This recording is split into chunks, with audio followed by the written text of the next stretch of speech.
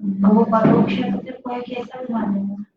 एक मिनट, आपको question answer जो आप कर रहे हो ना, मैं सोचा था लेकिन लगा कठिन हो जाएगा तो इसलिए लिया नहीं जो प्रश्न आप कर रहे हो।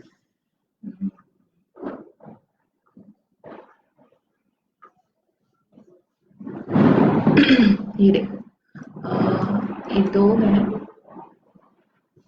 एक तो ये है कि धर्म धर्म द्रव्य का गधे के सींग के समान अभाव है क्योंकि उनकी उपलब्धि नहीं होती ना। यही प्रश्न है आपका कि उनकी सिद्धि कैसे होती है।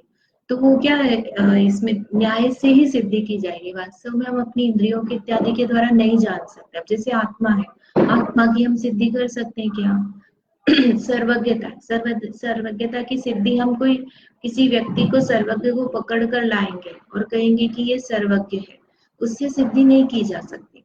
तो हम उसकी सिद्धि तर्क इत्यादि के आधार से करते हैं, है ना। ऐसा कहने वालों के स्व तीर्थंकर आदि के अभाव का प्रसंग आ जाएगा।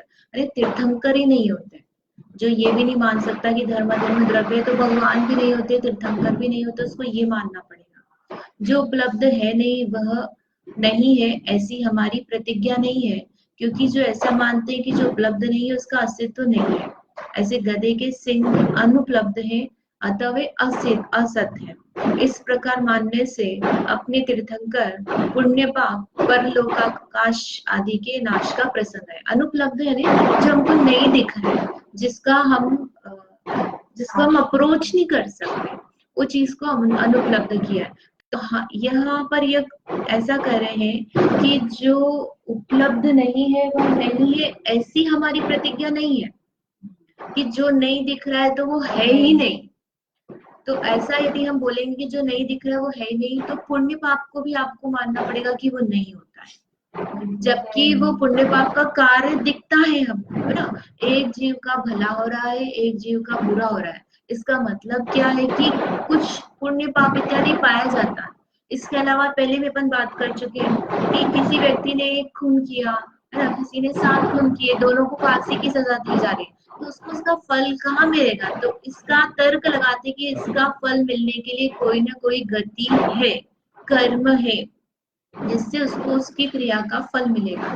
तो उससे कर्म की सिद्धि, गति की सिद्धि की जाती है। तो इसलिए यहाँ पर देखो नीचे बताया, तो यहाँ कार्य है ना, अभावात्मक धर्म धर्म द्रव्य की सिद्धि कैसे होती है? तो वो हमारी जो है अनुपलब्धि वाली बात नहीं है, हमको तो है सिद्धि करनी है। तो सिद्धि कैसे होगी? तो कार्य के कारण से, यानी कार्य जो हो रहा है वो एक ही चीज से होता है क्या?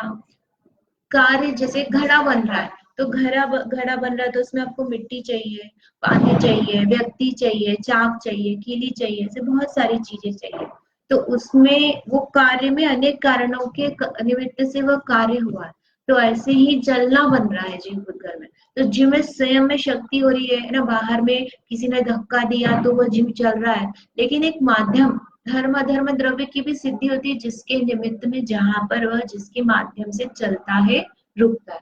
तो कार्य को देखकर कारण की सिद्धि से द्रव्य की सिद्धि होती है। न्याय से सिद्धि की जाती है द्रव्य की। ठीक है, इसी तरह से आकाश द्रव्य में भी लगा था। अब ये प्रश्न समझ में आया ना, धर्म अधर्म द्रव्य जो है उसको आकाश उपचार से अवगाह देता है। अब यहाँ पर एक प्रश्न है, इसमें नहीं लिखा हुआ, यदि अवकाश देना आकाश का स्वभाव है तो एक मूर्ति द्रव्य का, आपको दिखा दो तो क्वेश्चन जल्दी समझ में आएगा ना किताब में।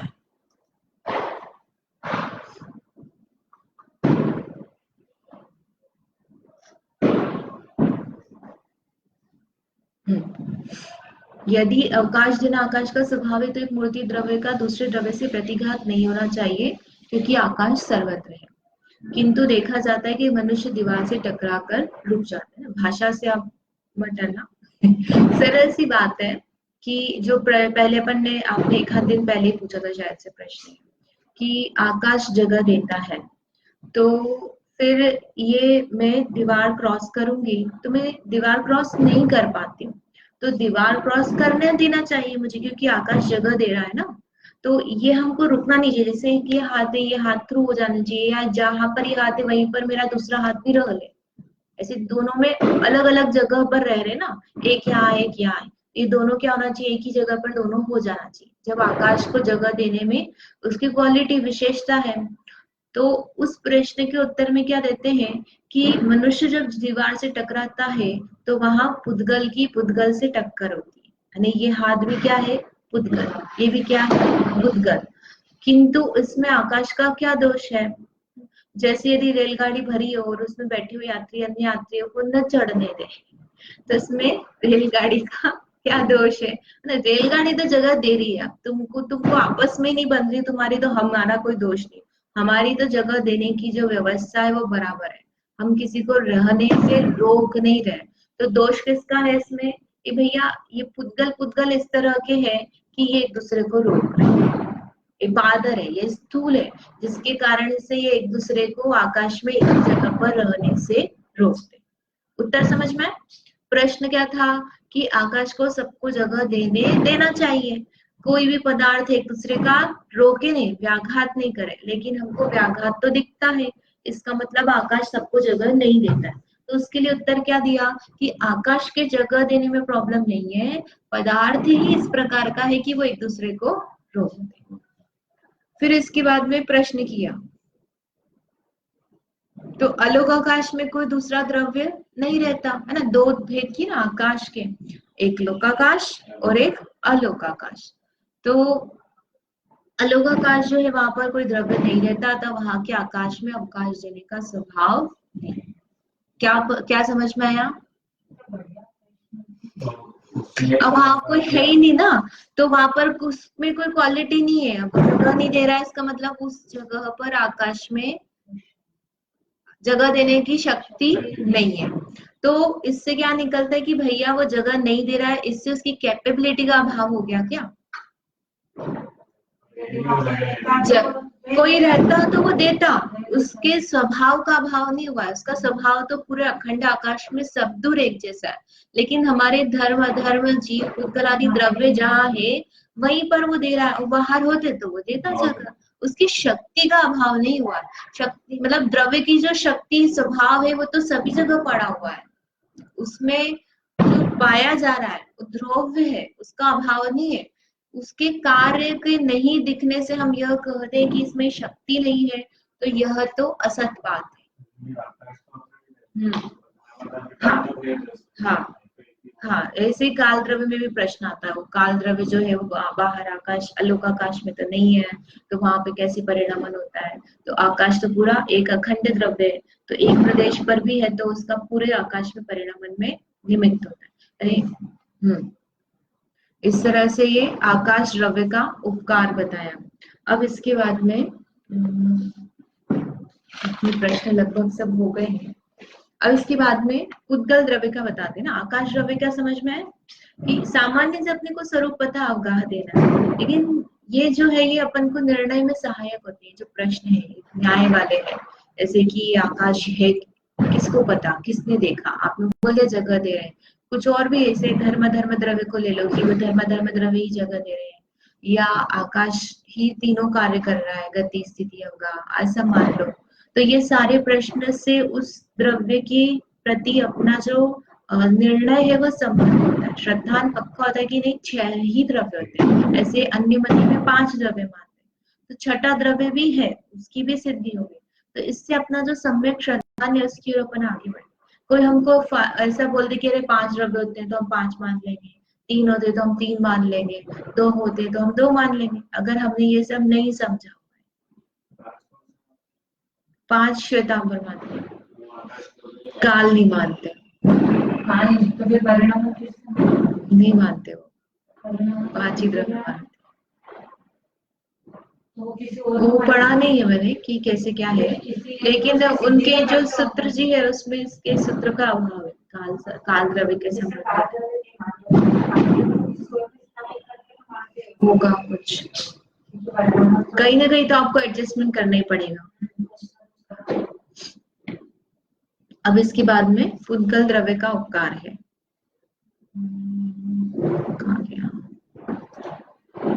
तो ये जो प्रश्न है ये राजवार्तिक के चल रहे हैं, कुछ सर्वार्थ सिद्धि के, कुछ राजवार्तिक के हैं, जो सरल होते हैं, जैसे ये जी वाली जो तत्वार्थ सूत्र है कैलाशन जी की, पंडित जी की जो पुरानी चलती है द्वार सूत्र की छोटी किताब, वो वाली है। तो कुछ उससे लिए हैं, कुछ राजवार्तिक के हैं जो जानने योग्य है और अपन सरल है, अभी समझ सकते हो आप, तो वो प्रश्न ले लेते हैं। फिर ये सामान्य से देखा ना अपन ने, तो समस्त द्रव्य को अवगाह देने में आकाश साधारण कारण है। इसमें एक प्रश्न ये भी आता है कि जैसे सूक्ष्म बादल एक दूसरे का व्याघात करते हैं, तो ठीक है वो अवगाह नहीं दे रहे, लेकिन सूक्ष्म द्रव्य तो व्याघात नहीं करते ना। सूक्ष्म द्रव्य भी, उसमें भी ऐसी कैपेबिलिटी है कि जहां पर एक सूक्ष्म पुद्गल परमाणु है वहां पर वह दूसरे सूक्ष्म पुद्गल को रहने दे सकता है, तो उसमें भी अवगाह गुण हो गया।